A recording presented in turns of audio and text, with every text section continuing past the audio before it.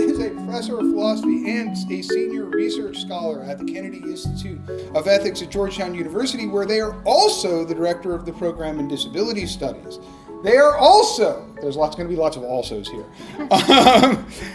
currently a master's student in urban and regional planning at Georgetown. They are the editor-in-chief of the Kennedy Institute of Ethics Journal and former editor of Public Affairs Quarterly for 2021 to 2023. They are also a Humboldt Research Scholar at Leibniz Universität in Hanover.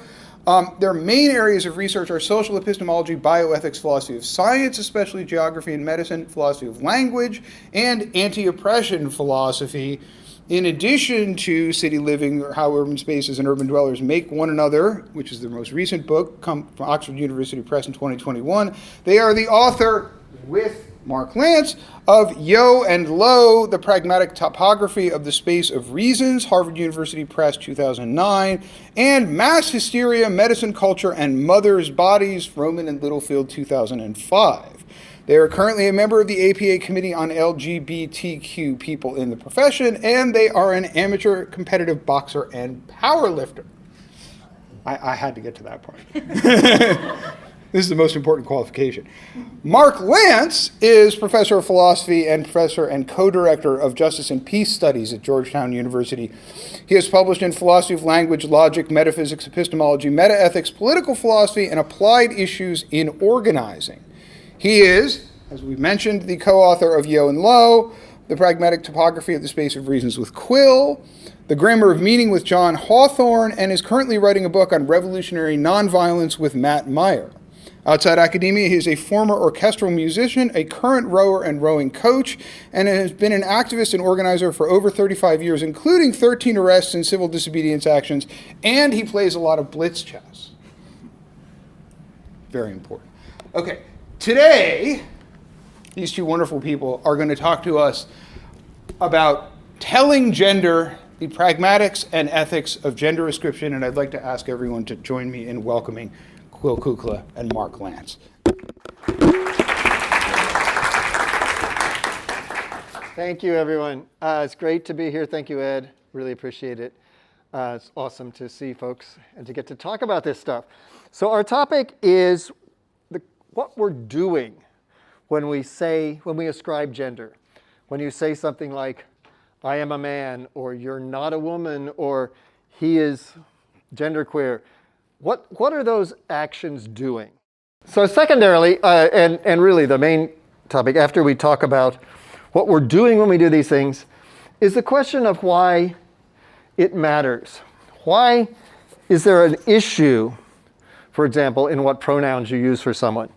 And there's a couple sort of standard answers to that question. One is that pronouns, ascriptions, whatever can either describe people accurately or inaccurately, and truth is important. So they're important. Second one is that people's feelings are hurt, or they're bothered or disrespected when they're referred to differently than they are. Now, we think those are both, in a sense, right at times, but that neither actually gets at the ethically deep reasons why these kinds of utterances matter. Rather, gender ascriptions function to organize social space and support or undermine people's autonomy, bodily agency, and self-determination within that space in important ways. So our central goal here is to give an analysis of the discursive function of gender ascriptions, including when they're appropriate or inappropriate, which is pointedly independent of any theory of the metaphysics of gender. In arguing that gender ascriptions reorganize social space, we're going out of our way not to argue for the thesis that they thereby constitute genders. Likewise, in arguing, as we will, that ethically speaking, people ought to have their self-ascriptions respected, we're not arguing that gender itself is constituted by self-ascription. Rather, we're looking at how speech functions, speech acts that ascribe gender position people in social space regardless of whether that positioning matches or helps constitute their gender, or even whether there is such a thing as gender. It's our contention that in most cases, gender ascriptions are not primarily truth claims, and that they're never merely truth claims. Thus, the question of whether they correspond to reality misses the mark. If we're trying to assess their felicity and success as speech acts, misses the mark if we're trying to do that, because we did not see gender descriptions as primarily capturing and describing features of reality. We hope our account of gender descriptions and their pragmatic and ethical structure can be convincing to people who disagree about what gender is, and even to those who deny there is such a thing. Yeah, so we're just going to trade off as we go.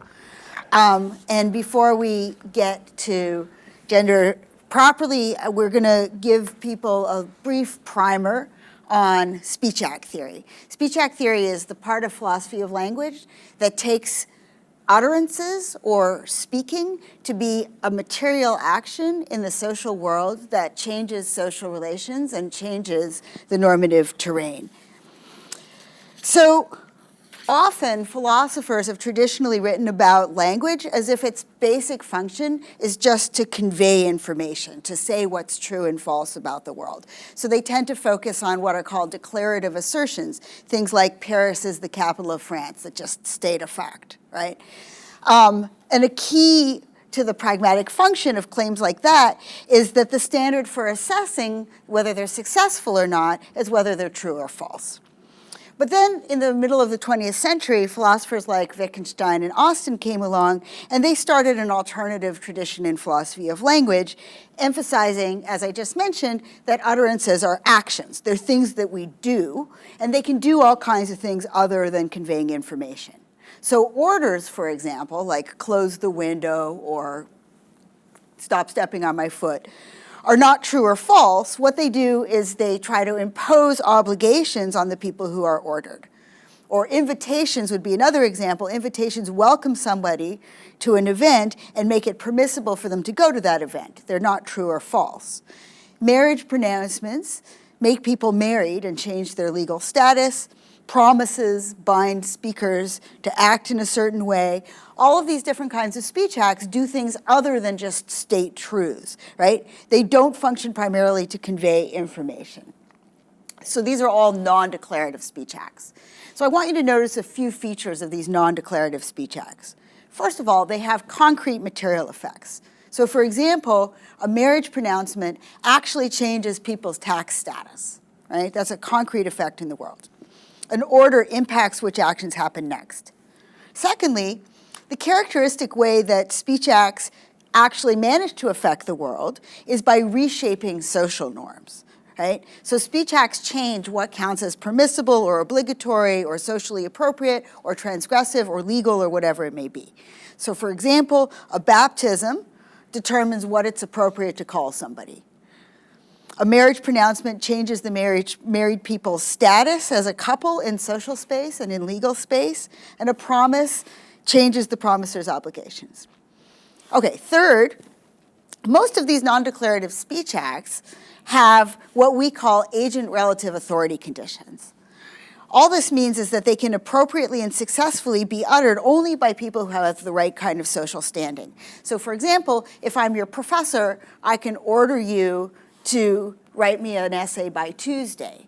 But I can only do that in virtue of the fact that I'm your professor. If you're my student, you can't order me back to write you an essay by Tuesday, right? If I'm not your parent, then I don't have the authority to name you. So I can't run down the hall of a maternity ward screaming names at babies and succeed in naming them in that way, right? This is our favorite example. I work that example into every talk. Yes, I work that example into every talk. In fact, it's going to show up twice today.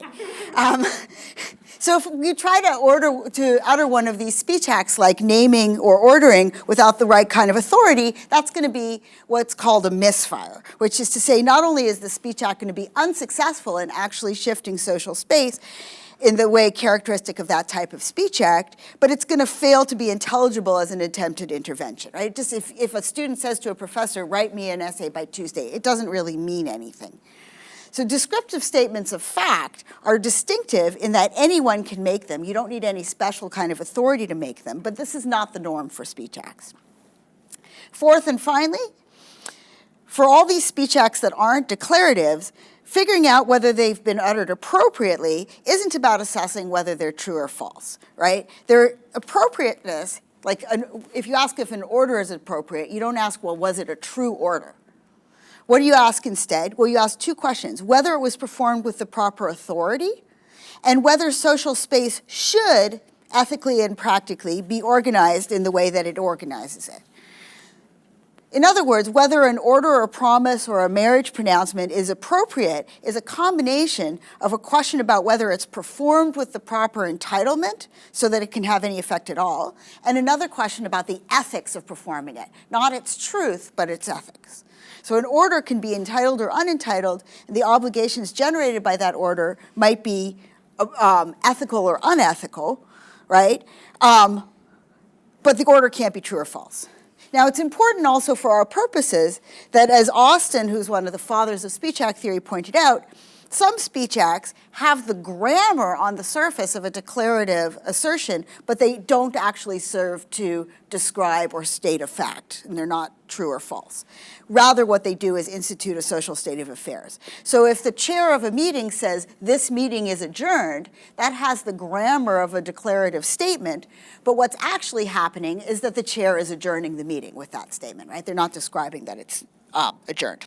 Or if I say, I bet you $5, again, what I'm doing with those words is making the bet, not describing a fact. Right? That's true is an inappropriate response to either of those speech acts.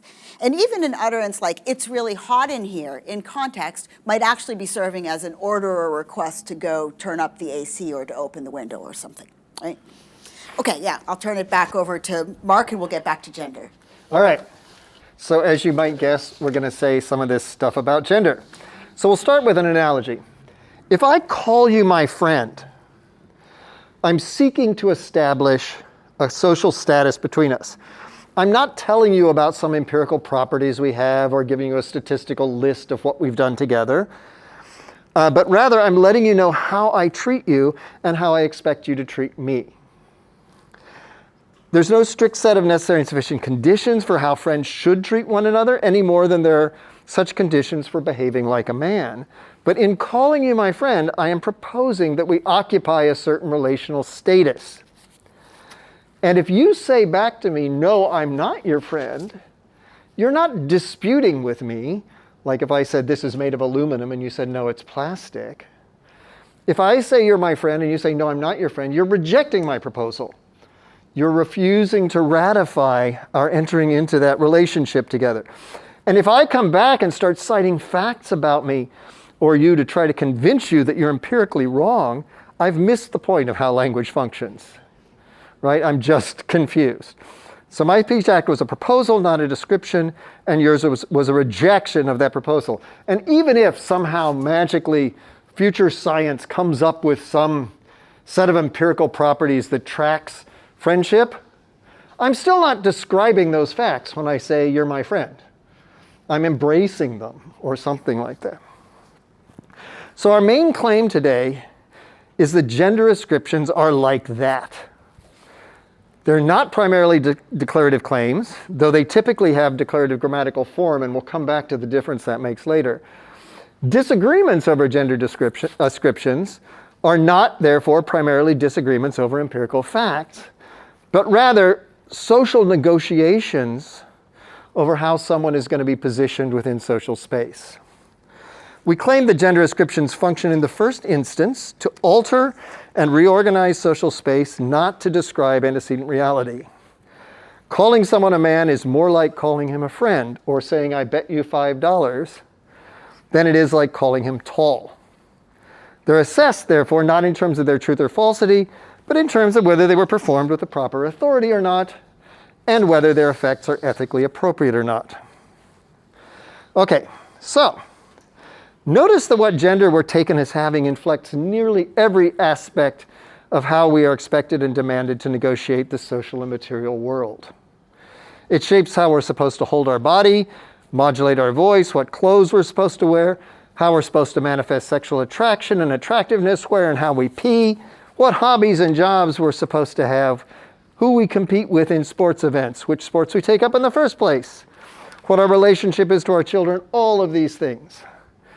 Even fetuses, once recognized as boys or girls, are expected to become babies for whom certain nursery and clothing colors and emotions and behaviors are appropriate. Hence the original slide. Such norms are modulated, of course, by race, age, ability, class, body shape, and all sorts of things. There's not just one set of norms for each gender, but a complex and often contradictory web in which we're differently positioned. But these structures of social significance are nonetheless inescapable, right? You can reject them, you can transgress them, but they're still applying to you. We can violate almost any gender norm. People recognized as women can take up masculine-coded jobs, etc. We can try but fail to live up to gender norms that are perceived as applying to us. Or we can defy them. We can even try to change them by resisting from within. But when we do, it's clear that this is socially coded as a transgression, as a pushing back against what is expected. Katherine Jenkins argues that experiencing a set of gendered norms as applying to and making demands on oneself, even if one resists or fails to live up to them, is what it is to have a gender identity. This is a metaphysical claim we're not going to endorse or reject here. We're making the weaker claim that being recognized as having a gender involves being positioned in normative space this way. This is so whether or not it turns out to be the case that on the proper metaphysics of gender, having a gender inserts us into norms. Moreover, and crucially, being socially recognized as having a gender normatively positions us in this way regardless of the underlying metaphysics that anyone might appeal to in deciding whether to ascribe a gender to us. So whatever reasons you come up with for telling people what their gender is, it's going to have this effect. It's going to position them in social space. All right. We take the point about the variety and ubiquity of gender norms to be fairly obvious. The important point for us is that what we do when we ascribe gender in language is to give communicative recognition to the fact that someone is placed within gender norms. And by doing so, we help insert them into this normative place and hold them there via mechanisms of social accountability. Even if someone feels like a set of norms applies to them, they won't be socially held to those norms until they're recognized as subject to them by other people. And this is what we use gender ascriptive speech for. This, again, is so regardless of anyone's underlying metaphysics that might explain why this all happens. What holds people in and to these norms is our own and others' recognition of us as being bound by them. We might feel the pull of some norms privately, for instance, say if we're trans but not in any way yet public about that identity, but we're not held to the norms that we feel the pull of with any kind of concrete accountability until there's some public social recognition of our gender.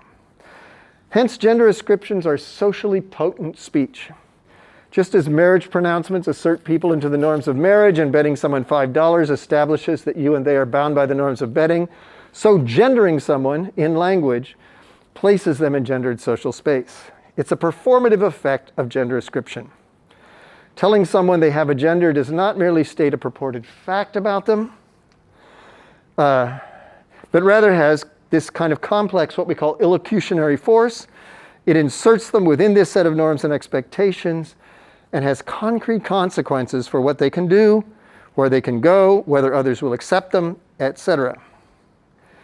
Indeed, given the force and persistence with which we are placed into gendered norms and the amount of hard work and disciplinary action it takes to keep people conforming to gender norms, which almost no one does perfectly, one might say that gender ascriptions jam people into gendered positions and hold them in there really hard.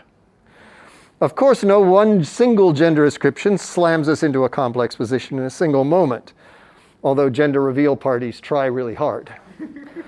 Rather, each gender ascription recognizes how a person is already purportedly entangled in normative space, and in doing so further entrenches and holds them in that space.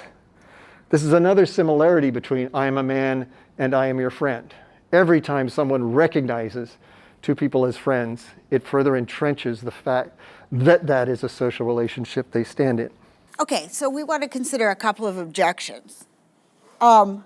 somebody might say, our gender ascriptions recognize what norms apply to someone, but they don't actually insert them into those norms, right? It's biology, somebody might say, that makes a set of gender norms apply to a person, and all that our gender ascriptions really do is recognize the normative facts that result from the biology. But we want to argue that it really can't be biology alone that inserts us into norms for at least two reasons. It inserts us into social norms, right?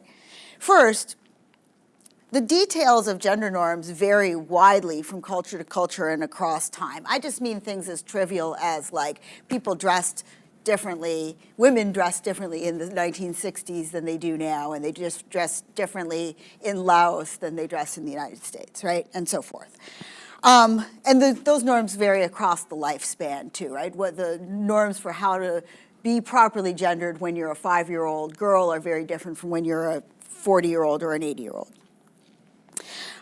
This is a really different point from whether biology causes us to have a gender identity. That's, again, a metaphysical question, or maybe like a scientific question about which we're staying neutral in this talk. Regardless of what the relationship is between what biology you have and what gender identity you end up with, biology just doesn't change nearly as fast as social gender norms change. So we have to have something other than biology to hold us to those norms. Second of all, even if biology determines some of the gender differences between us, it would determine what we do or what we're inclined to do. It wouldn't determine what we should do. And social norms are about what you should do. Right? It's a straightforward naturalistic fallacy to say anything else. So the norms that gender ascriptions recognize us as embedded in are social norms. And whether or not biology causes us to behave in various ways or to have various gendered properties or inclinations, our social accountability for our place within sets of norms simply can't be reduced to biological facts that we're inclined to live up to those norms, right? If that is a biological fact. So we're held to norms through social recognition, including self-recognition in the case of self-ascription. And in this sense, gender norms are like marriage norms or tax norms or any other socially enforced norms. So even if our social norms do in fact riff off of biological differences, we still need social recognition of one another as inhabiting gender roles in order for there to be social accountability that holds us in those gender roles. You might also object, second objection related, this is a more serious one, I think, to our argument by insisting that gender ascriptions insert people into norms by describing them, right? So in saying that somebody's a man, I'm attributing some empirical properties to him, maybe biological properties or social properties or psychological properties.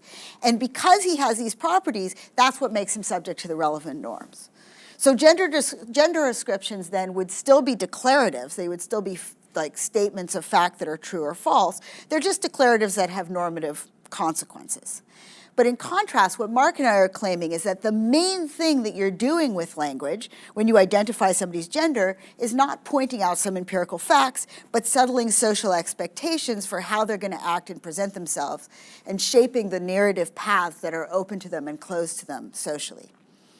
Now, there are, in fact, social identities and properties that come with empirical consequences like this, but for which there's no fixed substratum of empirical properties upon which they depend, right? So to be socially recognized as a DJ, for example, one of my favorite examples, makes it reasonable for other people to expect us to do things like keep late hours, to love and understand certain kinds of music, and so forth. And it makes evaluation in terms of how well somebody DJs relevant. It gives some kind of narrative structure and comprehensibility to somebody's life, to their choices and practices. So for example, it makes sense that they would move from, say, Indiana to Berlin in order to pursue their DJing career, or that they would spend time working on their DJing technique or buy DJing equipment. So this identity guides their self-understanding and their path through life, but also the way society gives them uptake, right? But there's no set of determinate empirical properties that you have to be socially recognized as a DJ. You can be recognized as a DJ who is out of work or on vacation, or in fact who has never gotten work or has no talent at all, especially if you publicly claim this as your identity. Similarly, we think this was Ernie Lepore, although unfortunately there's no way of tracking down whether my memory is right that it was Ernie Lepore who said this, because he said it over beers like 20 years ago. But he pointed out that there are no empirical facts or properties that are necessary for claiming that somebody is working on a book. You don't have to actually be spending any time on the book. You don't have to have any text, right?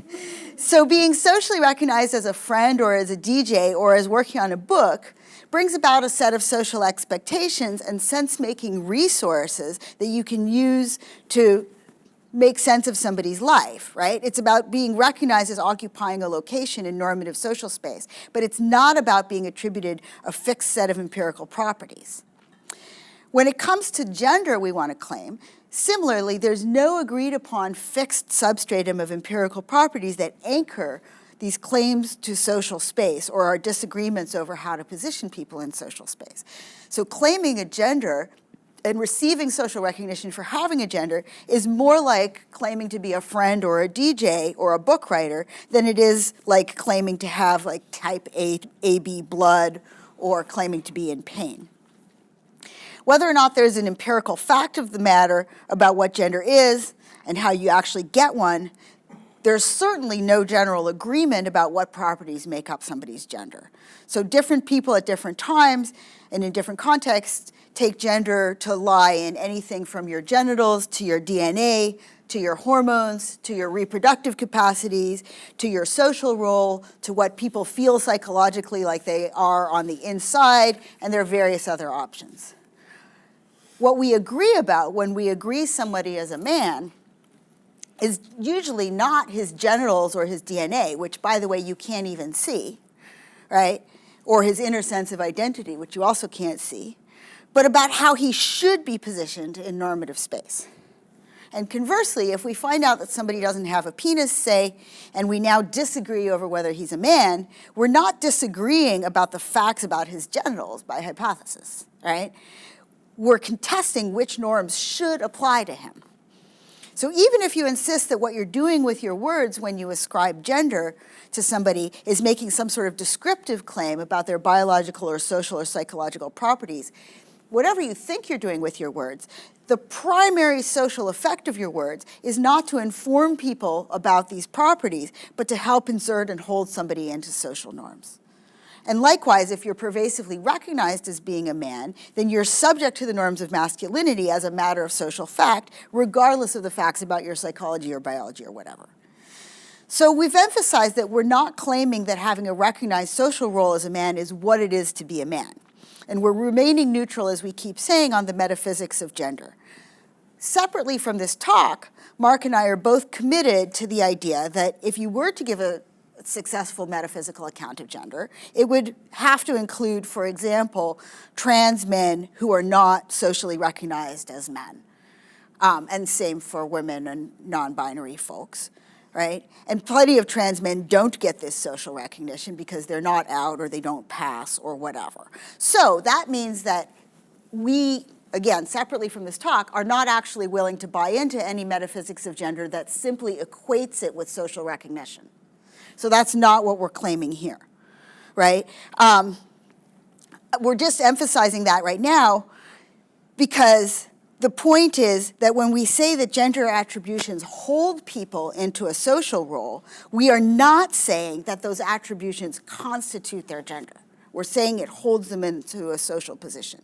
We're claiming that it's public recognition of a social role that in fact holds people to the norms attached to that role, completely regardless of what gender they actually have. And just to see this quickly, like if there's somebody who has female body parts and identifies as a woman and feels like a woman and is by any normal standard actually a woman, but they happen to look very, very masculine and dress very masculine and everybody thinks they're a man and attributes a male gender identity to them, they are going to be socially held to male expectations regardless of the fact that they're actually a woman, right?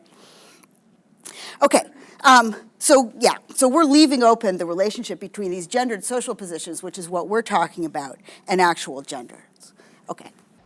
Okay, so if this is right, and what you're doing is placing people in positions when you ascribe gender to them, what would be the correctness conditions? Well, as we've been going on and on about, it's not truth.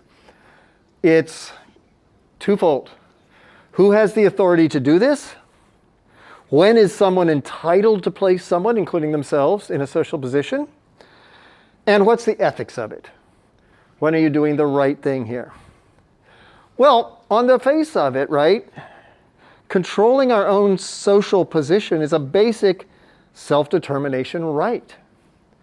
Right? I mean, things like having society tell you what your job is, or who you're to marry, or who you're, things of this sort are sort of paradigmatically seen as oppressive. And when you also reflect on the fact that gender is, and the gendered social expectations are deeply tied to intimate bodily facts about where you can go and how you can behave in various places, it seems almost paradigmatically the sort of thing that ought to be up to the individual, right? Now, it's not a universal rule that we get to decide our social position. If I announce to you that I am the king of Rowan University, you can all tell me to, I'm not. I'm trying hard. But that's because it would be ethically wrong. Because what I would be doing would have profound effects on all of y'all. It would mean that I was entitled to give you orders and such like. So, but in the absence of harmful effects on other people, our suggestion is that it's a fundamental core element of autonomy that we have the right to choose our positions in society, and that it's ethically wrong to deny those of people. Right? So if I tell you who my partner is, and you say, no, they aren't, again, you're wrong. Okay? But you're wrong, again, not factually so much as you're doing a wrong thing. Okay.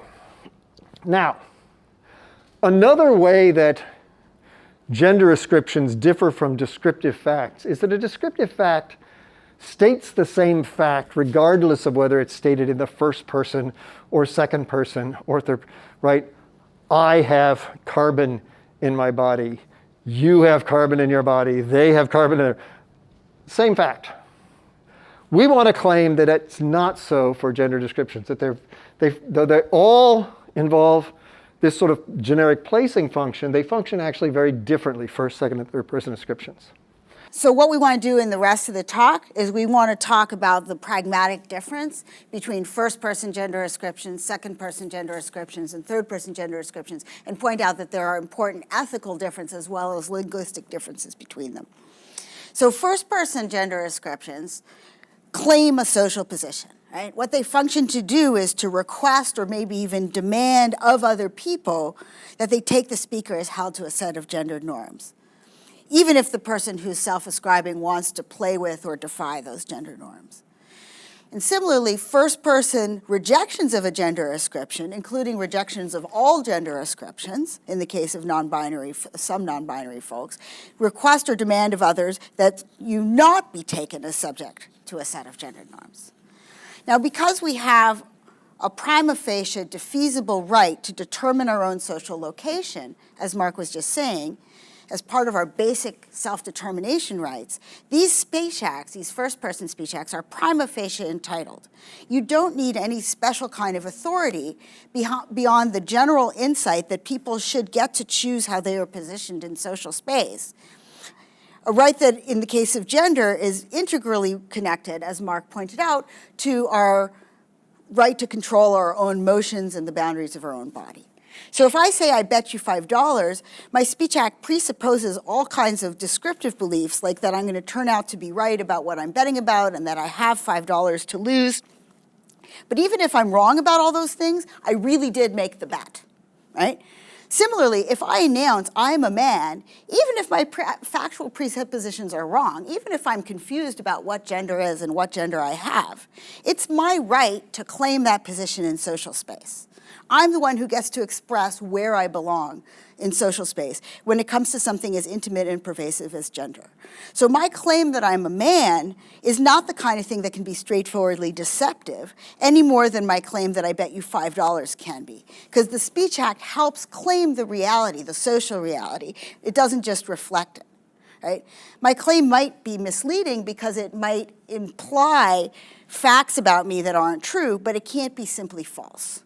This is true even if I take myself to be making a descriptive claim about my self-ascription, because what I think I'm doing with my speech doesn't in fact answer the question of what my speech is doing. The primary social effect of my words is to insert myself into social space. Now, if somebody disagrees with my right, this is a key point, which I really want to make sure that we get across. If somebody disagrees with my right to ascribe my own gender, their disagreement has to be on ethical grounds, not on factual grounds. That is, because my claiming of this social position somehow does harm to others, right? Not on the grounds of my having gotten some set of empirical facts wrong. So if I'm wrong to call myself a man, it's not because I made a false claim. It's because I'm trying to do something that for some reason or other I ought not to be allowed to do. And in the case of claiming a gender, it's very hard to cook up cases where this would be so.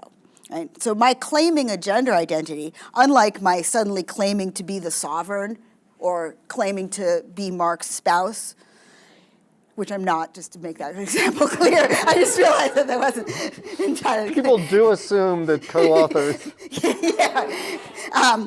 That's no imposition on anyone else, right? Whereas if I claim to be his spouse, that's definitely an imposition on him.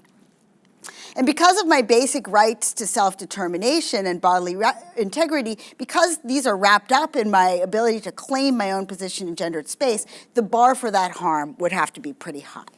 Okay, we're going to actually skip a section because we're being a little bit slow. So there you go. Oh, you want me to do second person? Okay. Yeah. Okay, so second person uptake. As we said, some kind of second personal uptake is required for a first personal petition to do anything, right? If I'm alone in my room with the door closed and announce that I'm a philosopher, nothing much happens. But if universities and students and colleagues accept that claim, I'm a philosopher. Well, I get the social role of philosopher, to be very careful here. We have other views. But what could pragmatically or ethically entitle a second person ascription to contradict a first person ascription, right? Remember, in the case of friendship, you say, I am Ed's friend, and Ed says, no, you're not. Ed has a standing to do that because my placing affects him. It puts him in a relationship that he may or may not want to be in. But if I say I'm agender, what would justify Ed in saying, fuck you, no, you're not? Again, there I did it. Okay, sorry. Right, so generally, people need some kind of social credentials or some kind of stake or some kind of interest to impose social positions on other people. But we claim that except in very weird, unusual, specific cases, no one has that regarding what gender one is going to walk through the world with. So second person disagreements with first person gender ascriptions are almost never justified. You just can't have standing to say, no, you're not. They show a basic disrespect for self-determination and for appropriate first personal autonomy. They're very much like saying, you know, I say I'm going to be a DJ, and you say, no, you're not.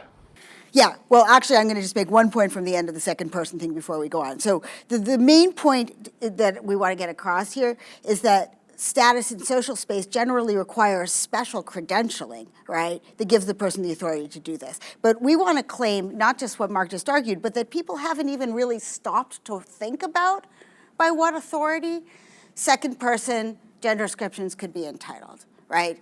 And this is partly because people act like they're just describing other people, which doesn't seem like it requires any special authority. But in fact, what they're doing is placing people in social space. And so the question of what entitles that speech act ought to be asked. Sorry, I just wanted to make sure that we wrap that out. Okay, so third person gender descriptions. Luckily, this one is short. Yes, we have some really gendered babies for you. Second person gender descriptions are only entitled in the case of agreement with first person descriptions we want to claim. But in the third person case, when you just like see somebody on the street and you're not directly engaging with them, you're often not in a position to have access to their self-descriptions or to ask them directly. So we routinely say things like, there was a man waiting for the bus this morning, and it seems strong to claim that these speech acts are unentitled impositions because we don't have the entitlement passed on directly by the person. Right?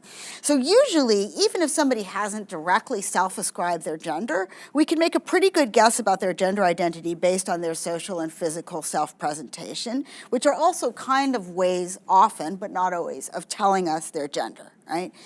Now, we want to claim that these guesses can be relatively harmless if they're based on reasonable evidence, because they're typically just picking up on and reinforcing the position in social space that is already being claimed, visually if not verbally. Right? But they have to be treated as provisional and really open to revision, and they have to be avoided when there's any ambiguity at all in the person's gender presentation. And we also just don't think that we need to have them be as common as they are. Like gender is just not as relevant to our third person speech nearly as often as we include it. But a complicating case is babies, who aren't yet in a position to first personally claim a gender identity. And it follows from our account that we should actually withhold gender ascriptions from babies until they're old enough to start claiming a place in gendered space for themselves. This is a matter of respecting their self-determination. Our early gender ascriptions to babies and young children are far from innocent. There are all kinds of ways that feminists have been documenting for years, for example, in which these early placings in gendered space radically constrain how a child grows up to move and look and act and experience and have possibilities open and closed to them. But we suspect that this proposal that we not gender babies and small children at all until if and when they claim such a position for themselves is probably too radical to get wide traction at this moment in history. So for now, we want to urge something softer, which is that third-person gender ascriptions of babies should be as pragmatically gentle and provisional as they can possibly be. And we want to point out that once a child starts self-ascribing their gender or refusing to do so, then disagreement with or contradiction of their self-ascription is just an unjustifiable and unentitled act of social violence. So there's one difference between the way gendered language works and the way other language that we've been talking about works, right? If we run through here it is again, neonatal nursery, shouting names at babies, nothing happens. They don't get named. I mean, we get thrown out probably, but the Speech Act doesn't do anything except reflect on us. But in the case of gendered language, even if you assert things about people's gender without entitlement to do so, even if you assert things about people's gender in ethically indefensible ways, it has an effect, right? Everybody who's ever been forcefully, forced into a gender, everything from calling you something to beating you up, knows that that's the case. These things do play a role in, even when they're unjustified and stated from a non-entitled position, they have an effect. So how does that work? Why is it different? And we want to say that this trick is based on a kind of linguistic masquerade that is actually not just in this case. Gender ascriptions, as we've been saying, pass themselves off as doing purely descriptive work, right? They've got the grammar of declaratives. And so they pass themselves off as something anyone would be entitled to utter. And then we can debate their truth or falsity. But in fact, the normative effects of the Speech Act are smuggled in and given uptake and thereby solidified. So gender ascriptions, even when they're not entitled, do their performative work by way of what we might call here constitutive misrecognition, a term we borrow from Althusser. We act as though in attributing gender we're just reporting on pre-settled facts. Compare, all I'm doing is telling you that God gave that sword to this guy when I say that he's the king, right? We act as though we're just reporting on pre-settled facts while in doing so, we're actually constituting social reality. This is a kind of a pragmatic enactment of the naturalistic fallacy. We use speech acts to establish how things ought to be by pretending like we're just reporting on how they already are. The logic of constitutive misrecognition is built into the grammar and the ideology of gender. Typically using the surface grammar of a declarative to perform an exercitive or a speech act with a different force need not lead to ambiguity or confusion. When I say to my newborn child, "You are named Jeremy," I'm not confused over the fact that my speech act is constituting rather than describing Jeremy's name. But in the case of gender roles, these constitutive speech acts are situated within an ideology that pushes for essentialization and naturalization, casting our social positions as an inevitable destiny. In this context, the grammar of gender ascriptions helps to hide the equivocation between the constitutive work of language and its putative descriptive grammar. And through this systematic ambiguity, discourse around gender does this work even when it's behaving in bad ways. So we need to be conscious, having trouble reading. We certainly need not be conscious of this strategy. Indeed, most people take themselves to be merely making descriptive claims when they attribute gender. That's what leads them to act as if they're calling someone's gender self-ascription into question is just a case of having a healthy debate about the facts. Surely you've all been on social media enough to see that defense. Thank you. We hope to have shown why these apparent healthy debates over the facts are in fact substantial and robust assaults on people's self-determination, and why the practices encoded in that grammar call for revision. And now we'll stop.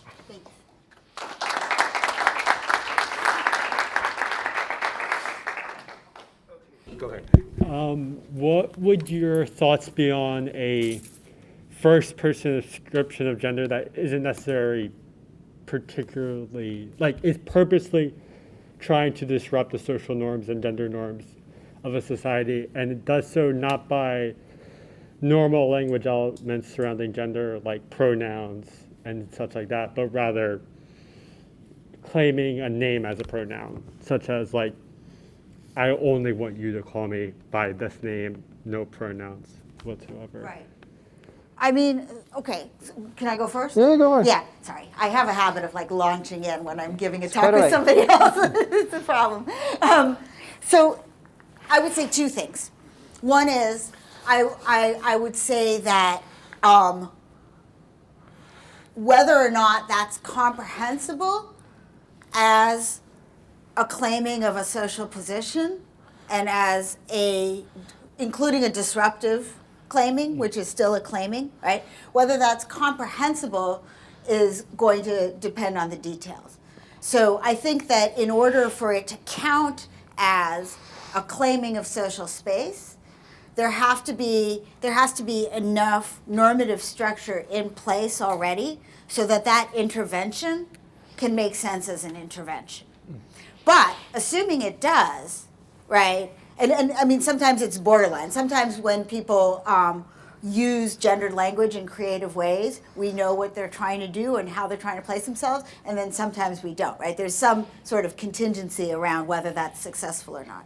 But in the cases where we can tell what place the person is claiming, including an intentionally disruptive, transgressive place, I want to say that it's a fundamental matter of self-determination to respect that. So we should be respecting creative, disruptive gender self-ascriptions exactly as much as we respect more traditional ones. And I think that, one of the nice things about an account like this is you don't have to ask the question, oh, but so what's the underlying gender reality here that they're trying to express by using this neo-pronoun or by eschewing pronouns or whatever it may be?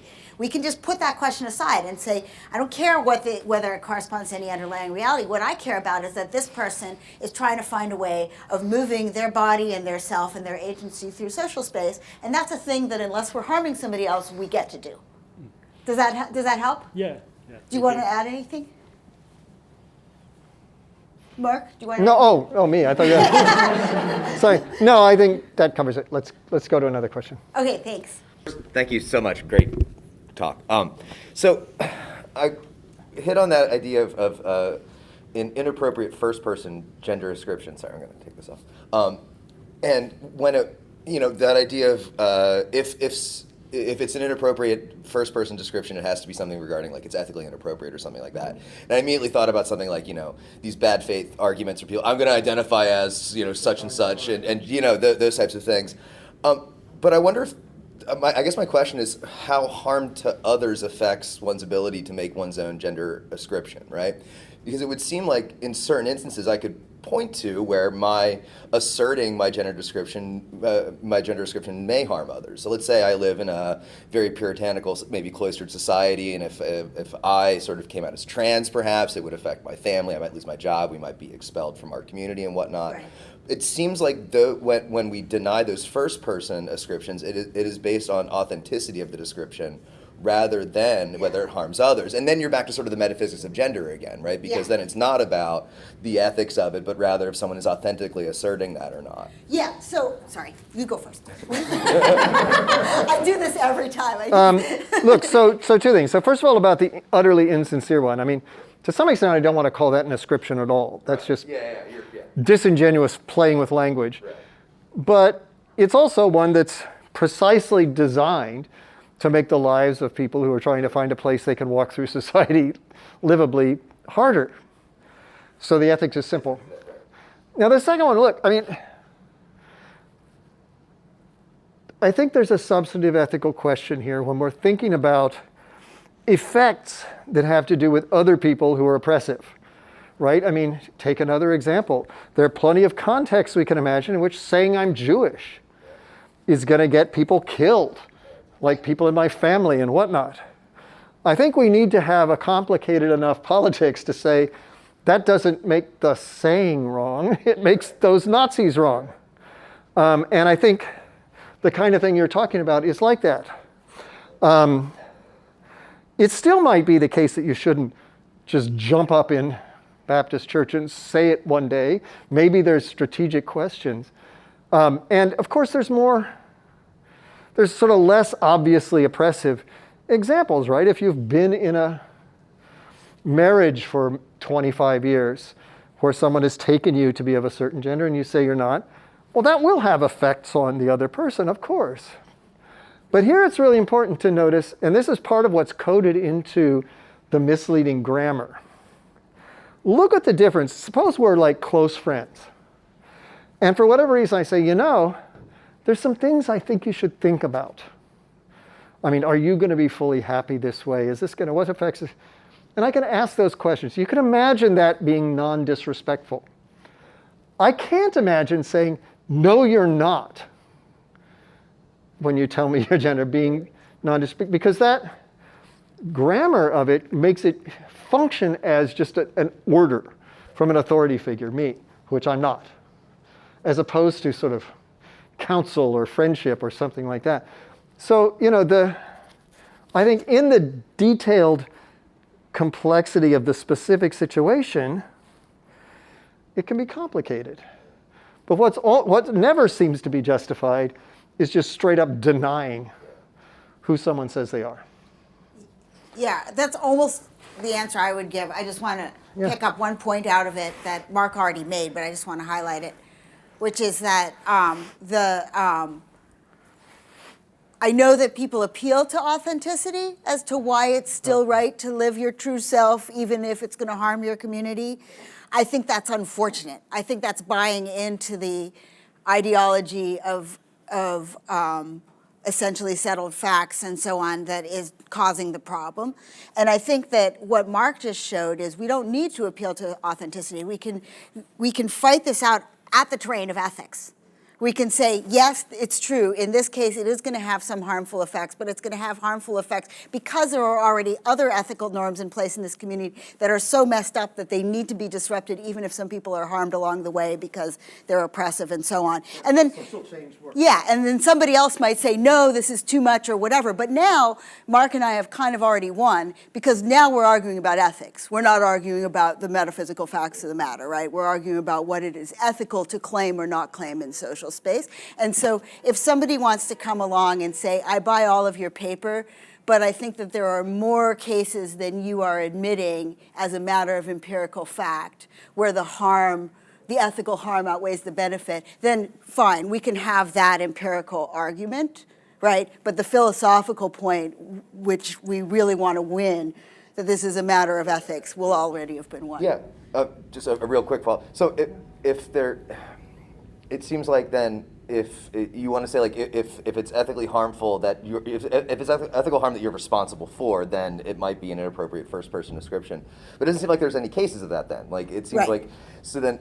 It seems that I'm completely fine with this conclusion that there are no instances or incredibly rare instances where it would not be appropriate for you to first person assert a gender Right. description. Incredibly rare. Yeah. I can imagine that, like, if your 95-year-old grandmother who grew up Okay, with yeah, like yeah. really horrific gender norms is about to die. Yeah. And the Okay, last thing she says to you is, oh, my granddaughter, I love you so. And you say, actually, Grandma, I'm a man.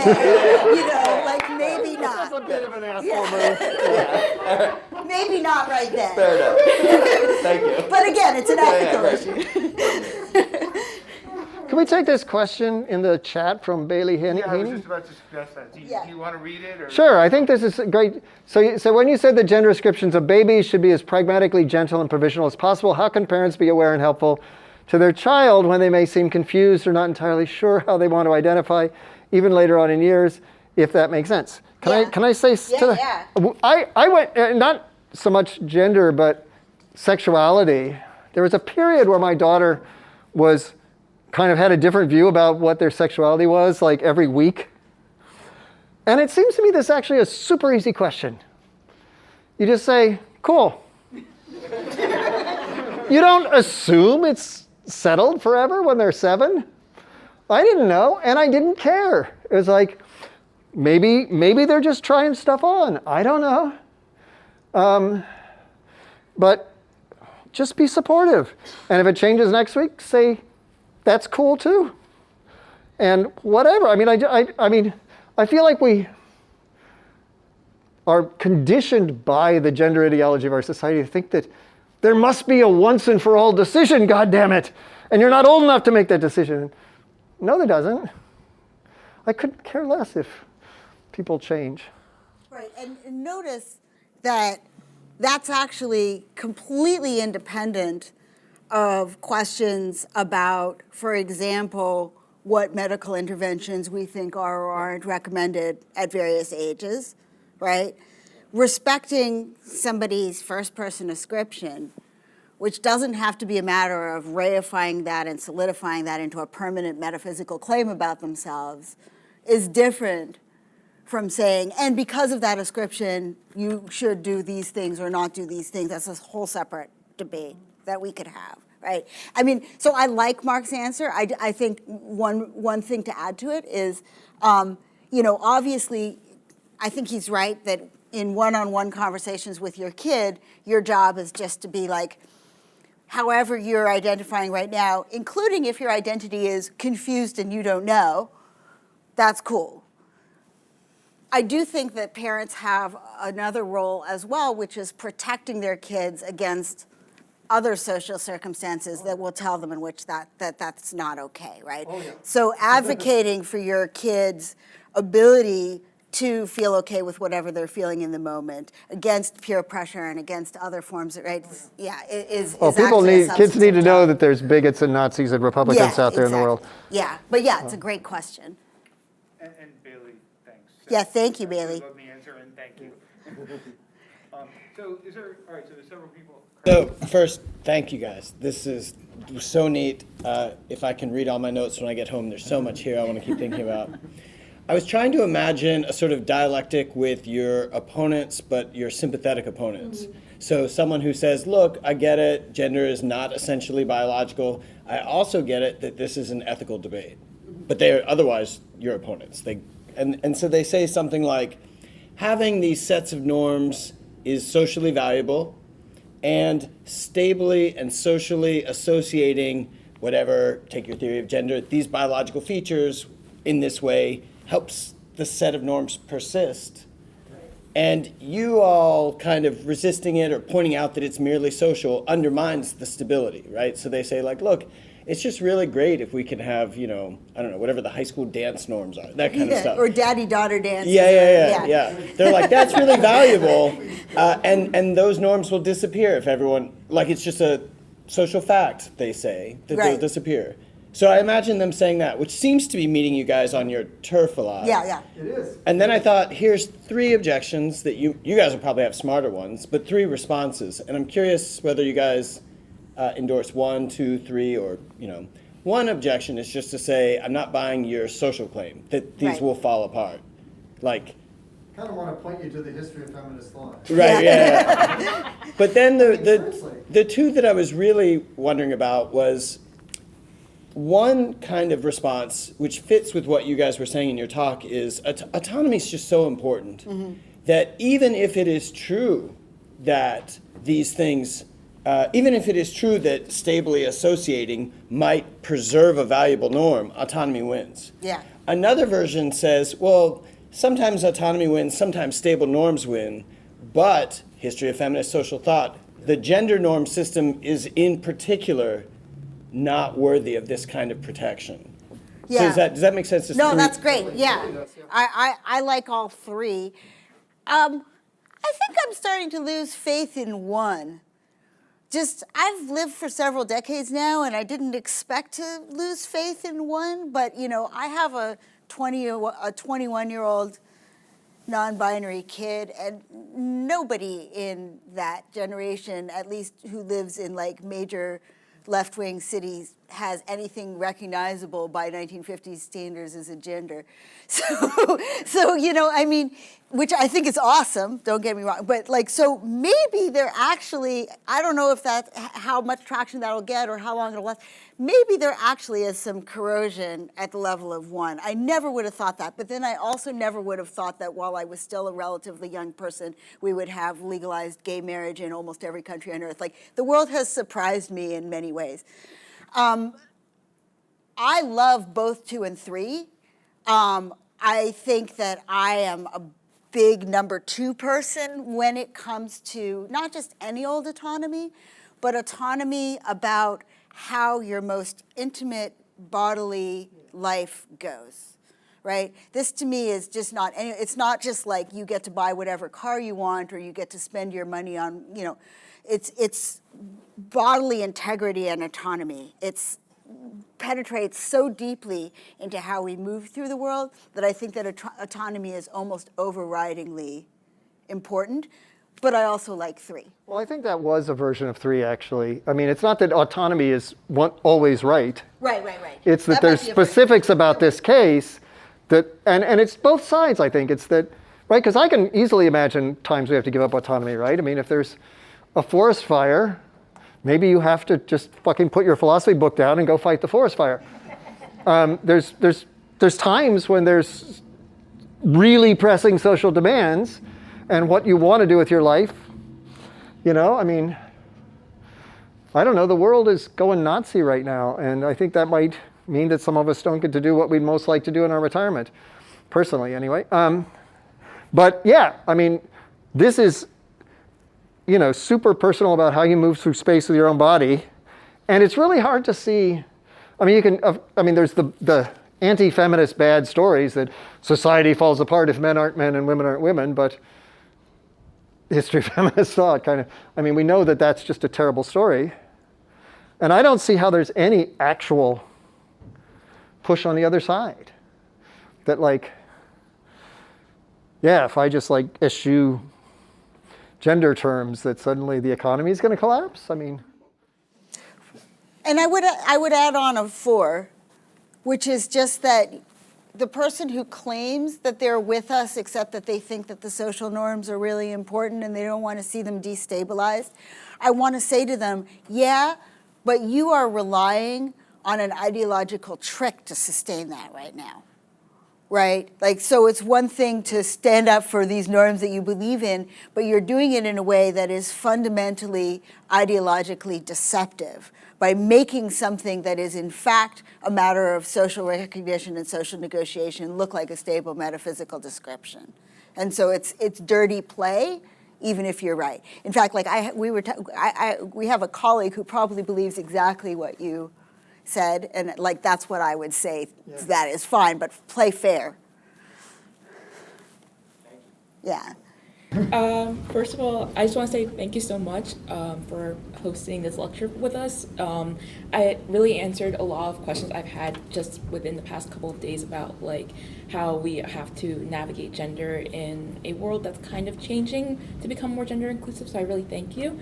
My question is that, well, as for me, I am a non-binary person that also uses they, them pronouns, and I have quite a huge range of encounters where people have been like trying to be really supportive of my use of gender-neutral pronouns, but it's kind of gone beyond just saying like, hey, I'm trying my best here, but you know, I will always want to be able to support you, to a range of like, every time that they would misgender me with saying she, her pronouns, they'd be like, oh my God, I'm so sorry for da da da. Or in one case instance where I was talking with like a higher up and I kind of put them to the side like after the meeting. I said, hey, just to remind you, I use they, them pronouns. They were like, oh, thank you so much for letting me know after the meeting, because if it were to be during the meeting, it would have been like a huge disaster, da da da da.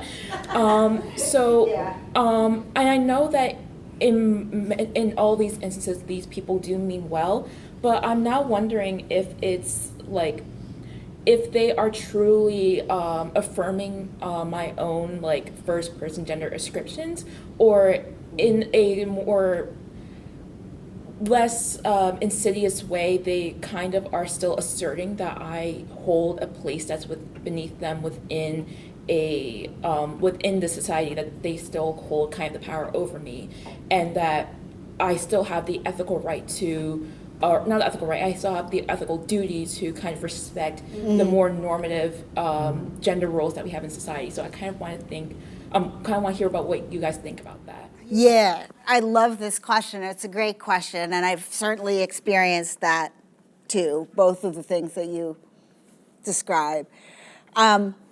I mean, I think that the problem with that response is that it becomes not about your self-determination, but about putting the burden on you to respect and uphold and do the labor to make them feel good about themselves and their position with respect to all of this. So, I mean, I want to make 2 points. Like, one, it's just a shifting of the burden. So they're making your attempt to just live the way you want to live and self-determine on your own terms be about them in this weird way. And, you know, putting it on you because if somebody says to you, oh my God, I'm so sorry, oh my God, I'm so sorry, it's calling to you to do all sorts of work to make them feel better, right? To say, oh, I forgive you, it's no big deal, don't worry about it, whatever. So all of a sudden, you need to tell them how not of a big deal it is, and you have to do the work of making them feel better about it. So that's one problem with it. The other problem with it is, I think what you're seeing there, and this is directly relevant to what we were talking about, is that we had that part of the paper where we said, you know, we actually have to like jam people into gender roles and hold them there hard because it's like actually kind of difficult to force people. People go into like a total panic when when any norms around gender, even including non-standard norms like calling people by their assigned pronouns, gets disrupted, right? People go into, like, we were talking just before, I'm sorry, I'm not being as efficient I'm trying to talk fast and it's making me talk slower. We were talking on the train on our way here about how people will panic if they misgender your dog. Right? Oh, I'm so sorry, it's a girl dog. Oh, I called it a boy. Oh my God, I'm so sorry. Right? The level of like weird gender panic that we have around any misstep of the norms of gender, including new norms like use people's pronouns, is indicative of just how messed up the original system is and the extent to which people feel like they have to like uphold it with enormous work and care in order to get it to work properly, right? So what I think you're seeing there is part of that massive panic. You know, I made a reference in the talk to, you know, you can have somebody who is assigned female at birth and identifies as a cis woman and is just a straightforwardly cis woman but appears very masculine. I actually had a friend of mine in mind who every time she gets on an airplane, they call, the flight attendants will call her sir and then figure out and freak out that they misgendered her. Right, you know, oh my God, you know, as if it's the worst offense in the world to call somebody by the wrong gender. All of this just upholds this idea that gender is just this heightened panic situation, and that's part of the problem here, I think. We are out of time. I'm sorry. This has been super fascinating. I'd like to thank everyone for coming. I'd like to ask you to help me thank Mark and Quill. And in 2 weeks, we'll have Matt Lund talking about, you know, the Royal Academy and shenanigans about sort of dealing with bad scientific data. So something different, but something interesting. And I hope to see some of you then. Everyone, please thank our speakers.